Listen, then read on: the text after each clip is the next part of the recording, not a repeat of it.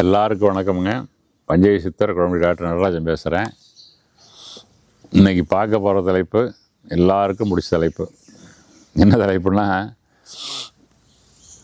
ஆண்மையை பெருக்கும் ஒரு அற்புதமான மூலிகை தைலம். ஆண்மைக்குரிய இது வரைக்கும் நிறைய வீடியோ போட்டிருக்கிறோம், நிறைய மருந்துகள் சொல்லியிருக்கிறோம். எல்லாத்துக்கும் நம்ம வீடியோ பார்க்கணும், எல்லாத்துக்கும் தெரியும். ஏன்னா காமங்கிறது எல்லா உயிர்களுக்கும் பொதுவானது. காமம் இல்லைன்னா இந்த பிரபஞ்சம் விருத்தி அடையாது, மக்கள் தொகை அதிகமாகாது. இது எல்லாமே எல்லாம் இயங்கணும் அப்படின்னா காமம் வேணும். அதனால் திருக்குறளில் திருவள்ளுவர் அறத்துப்பால், பொருட்பால், காமத்துப்பால், இதுக்கு மூணு இதுக்கு முக்கியத்துவம் கொடுத்துருக்கார். என்ன காரணம்னா, எல்லா உயிர்களும் சந்தோஷமாக இருக்கணும், எல்லா உயிர்களும் பல்கி பெருகி ஆனந்தமாக வாழணும் அப்படிங்கிறக்காக அது மாதிரி கொடுத்துருக்காரு. அது ஒன்றும் தப்பாக நினைக்கிறது தவறாக பயன்படுத்துறதுனால தப்பு வருது ஒழிய அதில் ஒன்றும் தப்பு கிடையாது. அதனால் இப்போ நிறையா மூலிகை மருந்தெல்லாம் சொன்னோம். உள்ள சாப்பிட்றது, லேகியம், அதை பற்றியெல்லாம் சொன்னோம். நம்ம இதை பற்றி சொன்னோம். மகாசுனி சஞ்சீவி சூரத்தை பற்றி சொன்னோம். அஸ்வினா குதிரை மாதிரி அவளுக்கு கொடுக்குறது. அப்புறம் கிருஷ்ணலீலா கஜகேசரி லேகியம், கிருஷ்ணனுடைய லீலையில் மாதிரி இருக்கிறவங்களுக்கு ஆசைப்படுறவங்களுக்கு. கஜம்னா யானை பழுவு, கேசரின்னா பைல்வான், அது மாதிரி வலுவர்களுக்கு அதுக்கு லேகியம் தான் கிருஷ்ணலீலா கஜகேசரி லேகியம். சித்திரில் அழகாக பேர் வச்சுருக்காங்க. அடுத்தது மகா மன்மத சஞ்சீஸ்வரன். ஏயா மகா போட்டிருக்காங்கன்னா, மன்மதிலே பெரிய மன்மதனா, பெரிய பேரில் பெரிய சூட்சம் இருக்குது. மன்மனே பெரிய ஆள் தான். மகா மன்மத சஞ்சீஸ்வரனா அதுக்கு மீறின மன்மதவன். சஞ்சீவினா இதை சாப்பிட்டு இது பண்ணுறபோது அவன் சிரஞ்சீவியாக இருப்பான்னு அர்த்தம். உடல் நனைஞ்சு போய் வீக்காகி ரொம்ப இதாக மாட்டான். அந்த எவ்வளோ சத்து நம்ம விரயம் பண்ணுறோமோ அந்த சத்துக்களை இது எடுத்து கொடுக்குது. திரும்ப அவனை வளப்படுத்திடுது. வண்டிக்கு பெட்ரோல் தெரிந்தால் பெட்ரோல் போடுற மாதிரி, நம்ம செல்ஃபோனுக்கு பேட்ரி சார்ஜ் இருந்தோன்னா சார்ஜில் போடுற மாதிரி சார்ஜ் ஏற்றி கொடுக்குது.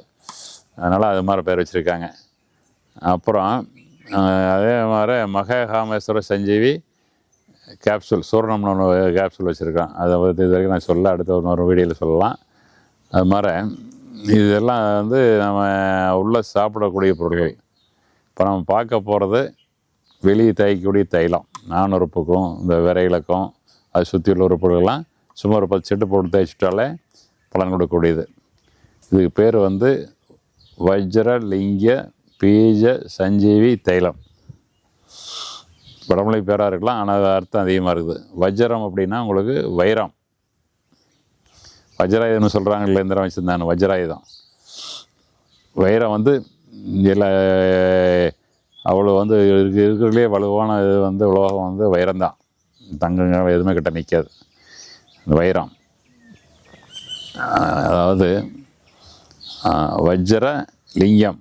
லிங்கம்னா ஆண்குறி, ஆணுறுப்பு. லிங்கம் வஜ்ரலிங்க பீஜ சஞ்சீவி. பீஜம்னா கொட்டை. பீஜ சஞ்சீவி.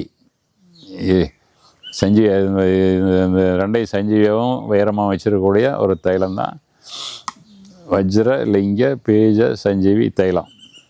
இந்த தைலம் என்ன வேலை செய்யுதுன்னா, இது நிறைய பேர்த்துக்கு நமக்கு விரைப்புத்தன்மை குறையிறதுக்கு அதுக்கெல்லாம் என்ன காரணம் அப்படின்னா, உடல் உஷ்ணத்தை பற்றி நம்ம பேசியிருக்கிறோம்.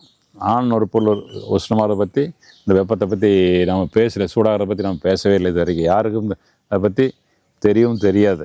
என்ன காரணம் அப்படின்னா, அந்த காலத்தில் நம்ம கிராமத்தில் வேஷ்டி தான் கட்டியிருப்பாங்க, கோவணம் கட்டியிருப்பாங்க. காத்தோட்டமாக இருக்கும், வேற தொங்கிட்டு இருக்கும், உள்ள காற்று போகும். காத்தோட்டமாக இருக்கும். இடுப்பில் ஒரு 4 மணி வேஷ்டி உள்ள காற்று போயிட்டு வரும். இப்போ என்ன பண்ணுறோம், ஜட்டி போட்டுக்கிறோம். ஜட்டியில் மேலே பிளாஸ்டிக், சைடில் எல்லாம் டைட்டாக இருக்குது, உள்ள காற்று சுத்தமாக போகாது. ஒன்று.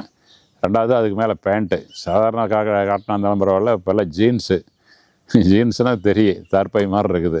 அதை போட்டுக்கிறோம். உஷ்ணம் அதிகமாகிடுது.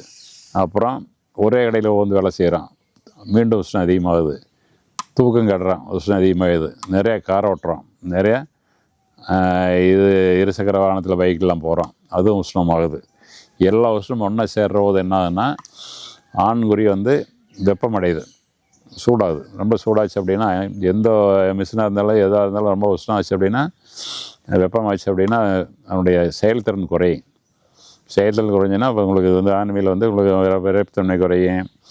சீக்கிரம் விந்து முந்துன்னு சொல்கிறாங்களே, ப்ரீமெச்சூர் எஜாகுலேஷன், சீக்கிரம் வந்து விந்து முந்திக்கிட்டு போயிடும், சீக்கிரம் ரிலீஸ் ஆயிரும். அப்போ வந்து இவனுக்கும் திருப்தி இருக்காது, வீட்டுக்கரைக்கும் திருப்தி இருக்காது. போட நாயன்னு காரி துப்புவா. ரொம்ப கேவலமாக இருக்குது அவனுக்கு. நிறைய பேர் தற்கொலை பண்ணிக்கிறானுங்க. நிறைய கேஸ் வந்து இது விவாகரத்து ஆயிடுது, டைவர்ஸ் ஆயிடுது. அதுக்கெல்லாம் காரணம் வந்து இந்த இந்த குறைபாடுகள் தான் காரணம். அப்போ வந்து இந்த எண்ணெய் நாம் என்ன பண்ண எப்படி உபயோகப்படுத்தலாம் அப்படின்னா, ஆண் குறிக்கு மேலே சும்மா ஒரு 5 சொட்டு மேலே லேசாக தடவி விட்டால் போதும். அப்புறம் விரையை சுற்றி தடவணும். அப்புறம் ஆண் உறுப்பில் சுற்றி உள்ள அந்த அருணாக்கத்துக்கு கீழே இருக்கிற உறுப்புகள்லாம், இது அடி வயிற்றுக்கு கீழே இருக்கிற உறுப்புகளுக்கெல்லாம் சுமார் 10-15 சொட்டு போதும். சும்மா மேலே லேசாக தடவி விட்டால் போதும். இரவு படுக்கிற மாதிரி தடவி விட்டோம் அப்படின்னா அங்கே இருக்கிற உஷ்ணத்தையெல்லாம் பூரா வெப்பத்தையெல்லாம் கிளியர் பண்ணி குளிர்ச்சி ஆக்கிடுது. அந்த இடம்லாம் அந்த தலைக்கு எண்ணெய் தேய்ச்சி குளிக்கிற மாதிரி அது குளிர்ச்சி ஆயிடுது. தொப்புளுக்கெல்லாம் ஆயில் போடுற மாதிரி குளிர்ச்சி ஆகிற போது என்ன பண்ணுது அப்படின்னா, மீண்டும் அந்த உறுப்புகள்லாம் வலுவாகிறது.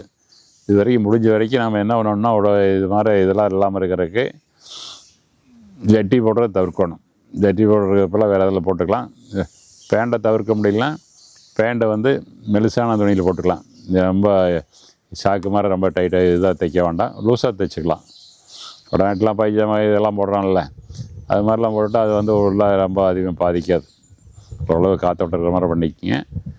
பொழுதுக்குமா இதெல்லாம் போட வேண்டாம். ஒரு வேலைக்கு போகிறீங்களா, போயிட்டு வந்து ஜட்டி டெய்லத்தை கழட்டி தூக்கி கடைசிடுங்க, வேஷ்டி மாதிரி கட்டிங்க.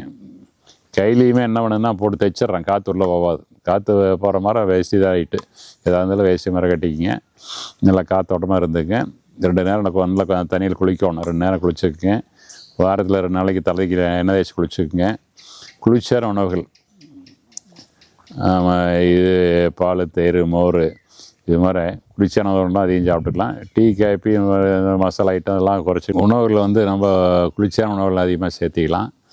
குளிர்ச்சியான உணவுகள்லாம் அதிகமாக சேர்த்திக்கிட்டு உஷ்ணம் கொடுக்கக்கூடிய உணவுகள், வெப்பம் கொடுக்கக்கூடிய உணவுகள்லாம் தவிர்த்தணும். இந்த மசாலா, வறுத்தது, பொரிச்சது, இது அப்புறம் இது நொறுக்கு தீனிகள், முறுக்கு, மிச்சர், இது மாதிரி அதெல்லாம் தவிர்த்துட்டோம்னா உடம்பு உஷ்ணம் நல்லா குறையும். அப்புறம் உடம்பு நல்லாயிருக்கும், ஆரோக்கியமாக இருக்கும். இது மாதிரி இந்த உடல் உஷ்ணத்தையெல்லாம் குறைச்சி நம்ம இந்த தைலத்தை வந்து தினசரி நம்ம பயன்படுத்தினோம்னா கீழே இருக்கக்கூடிய உறுப்புகள் எல்லாமே நல்லா வேலை செய்யும். ஆண்குறி வேறு நல்லா வேலை செஞ்சுன்னா அதில் வந்து மேல் ஹார்மோன் டெஸ்டோஸ்டெரான்ங்கிற ஹார்மோன் நல்லா இருக்குது. இந்த டெஸ்டோஸ்டெரான் ஹார்மோன் வந்து வயசாக குறைஞ்சிரும். சில பேருக்கு சின்ன வயசுலேயே குறைஞ்சிருது. அது குறைஞ்சதுன்னா இதில் வந்து நாட்டம் குறையும். அப்புறம் வந்து விரைப்புத்தன்மை இருக்காது, அதிக நேரம் தாக்கு பிடிக்காது. டெஸ்டோஸ்டெரான் சுரக்கிறதுக்கு வந்து நம்ம முதல்ல 3-4 மருந்துலாம் சொல்லியிருக்கிறோம், ஆண்மைக்கு உண்டான மருந்துகள். அதுலேயே இதாகுது. அப்புறம் இதை மேலே தேய்க்கிற போது அந்த குளிர்ச்சினால் இது வேற குளிர்ச்சி ஆச்சுன்னா அந்த இது டெஸ்டோஸ்டெரான் ஹார்மோன் வந்து அதிகமாக சுரக்குது. அதிகமாக சுரந்ததுன்னா இந்த ஆண்மை குறைவோடெல்லாம் தானே நீங்கிடுது. அதனால் இந்த உள்ளே சாப்பிட்ற மருந்துகள், நம்ம சொன்ன மருந்துகள் இல்லாமல் இப்போ இந்த தைலத்தை நீங்கள் எல்லாருமே பயன்படுத்தலாம். எல்லா வயசுக்கும் பயன்படுத்தலாம். அது எப்போவுமே ஆரோக்கியமாக இருக்கும். நம்ம ஆண் உறுப்புலாம் ஆரோக்கியமாக இருந்தது அப்படின்னா நம்ம சந்ததி பெருகும், சந்தோஷம் பெருகும். என்றும் வாழ்க்கையில் இனிமையோடு வாழ வேண்டும் என்று உங்களை வேண்டி விரும்பி கேட்டுக்கொண்டு விடைபெறுகிறேன். நன்றி, வணக்கம்.